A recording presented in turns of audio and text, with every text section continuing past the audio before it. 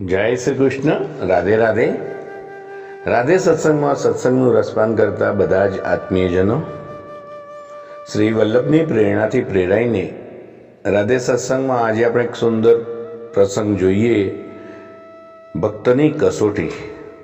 પ્રિયજનો, આ વાર્તા પ્રસંગ જોઈએ તે પહેલાં આપે રાધે સત્સંગ ચેનલને સબસ્ક્રાઈબ ન કરી હોય તો સબસ્ક્રાઈબ કરી દેશો, જેથી નિત્ય સત્સંગની જાણ આપને થઈ શકે. તો એક ભક્ત ભગવાનના દર્શન કરવા માટે મંદિરે આવ્યા.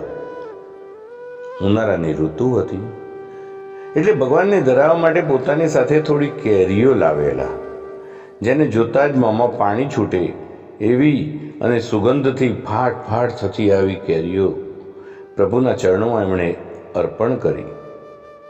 ભગવાનના દર્શન કરતા કરતા ભક્તની આંખો ભીની થઈ ગઈ.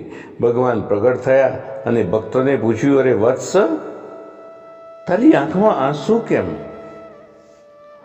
ભક્તે કહ્યું, પ્રભુ, આપ તો અંતર્યામી છો, બધું જ જાણો છો, શા માટે પૂછો છો?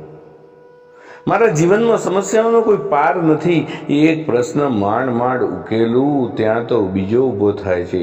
કેટલીક વખત એવા વિચાર પણ આવે છે કે હું તમારું કેવું ધ્યાન રાખું છું અને તમે મારું ધ્યાન કેમ નથી રાખતા?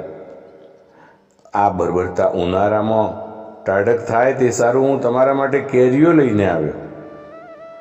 તમને મારા માટે કંઈ કરવાનો વિચાર કેમ નહીં આવતો હોય? ભગવાને ભક્તને પૂછ્યું. પ્રભુએ કહ્યું, આ કેરીઓ તું તારા ઘરે લાવ્યો ત્યારે કાચી હતી કે પાકી?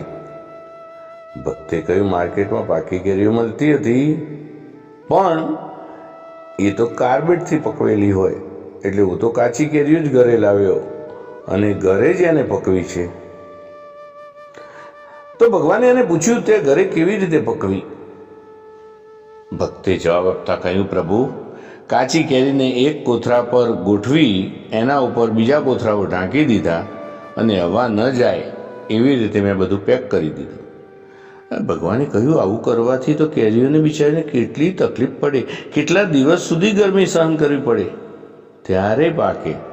આના કરતાં તો કાર્બેટ મૂકીને ત્યાં ફટાફટ પકવી દીધી હોત તો.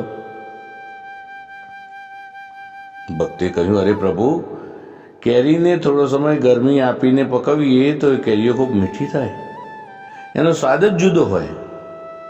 ભગવાને કહ્યું, પણ કેરીને બિચારીને તકલીફ કેટલી પડે? ભક્તે કહ્યું, પ્રભુ, ભલે તકલીફ પડે, પણ એની મીઠાશ અને મૂલ્ય તો ખૂબ જ વધી જાય ને. ભગવાને ભક્તને કહ્યું, બેટા, મારે પણ તારી મીઠાશ અને તારા મૂલ્યમાં વધારો કરવો છે, તને વધુ મજબૂત બનાવવો છે, અને એટલે જ હું તને જુદી જુદી સમસ્યા આપ્યા કરું છું. તો આ સમસ્યાઓ તારા વિનાશ માટે નહીં, પણ તારા વિકાસ માટે છે.